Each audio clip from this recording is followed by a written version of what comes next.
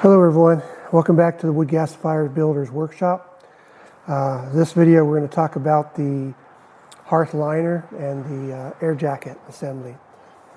So with the air jacket, which is where you have the air jets that are feeding air into the hearth where the combustion takes place, you can get this in either a 10 jet configuration or an 8 jet configuration. Typically we use an 8 jet when we send a kit unless somebody specifically requests 10 or a larger engine, but typically 8 jet will support most mid-size generators.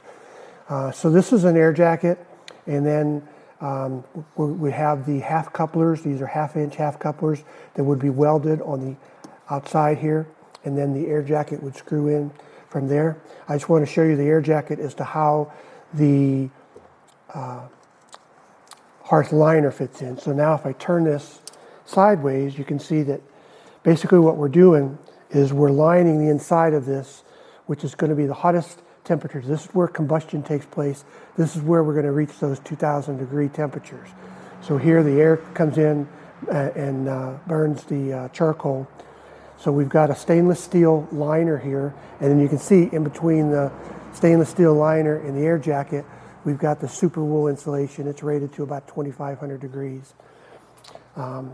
in there to provide good heat retention inside the hearth. So basically what we're talking about with the liner is just this stainless steel piece. So the holes are pre-cut. I think the holes are 1 1/4 inch. You can get it in either 8 or 10 jets. It's going to sit in. Now this piece is not welded in place. This piece basically just sits inside the air jet and is held up by the air jets themselves. It just sort of sits on the air jets. It's kind of a floating, so you can take it out and change it if you ever need to. It's not welded in place. So you have that, and then the insulation that goes around it. Now, inside, one of the additional enhancements we have is we have these little diverters that we put in, and then in between each of the holes, we weld in these diverters, and they can be tack weld. There's nothing leak testing or any of that involved here. The purpose of these diverters, as we're calling them, is that as the fuel falls down into the hearth area, the diverters basically direct the fuel in front of the air jet, so there's no cold spots inside the hearth. So they just act as the fuel falls down, it kind of pushes that in front of an air jet. When you're building it, the only real issue to deal with on these is make sure that when you place these, that they're completely in between the hole. You don't want it overlapping, the side of this overlapping on the hole, because it's a very tight fit for that 1 1/4 inch hole to the outside of your air jet, which is almost, there's very little clearance there. So if these diverters overlap into the hole, you could potentially bump into one of the air jets and have a hard time placing this. So if you've got an 8 jet system, the holes are farther apart.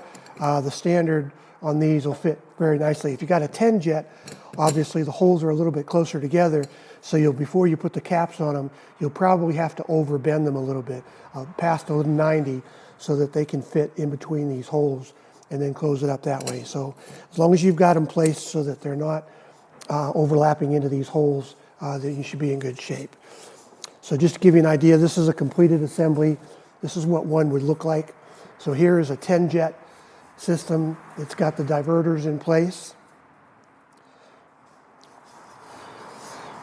And you can see the holes for the air jets. Now in the V3, one of the big enhancements that we have with that is the auxiliary port. So in both the air jacket and the Hearth liner, you will have to drill the hole from the outside auxiliary port through the air jacket, and you will also have to drill a hole through into the Hearth liner. So here you can see in the back, we actually put a notch out of it instead of a hole, but this is where the auxiliary ports will come through, and that way from the inside you could add your glow plug or an extra thermocoupler, or whatever type of other accessory that you want to add to that.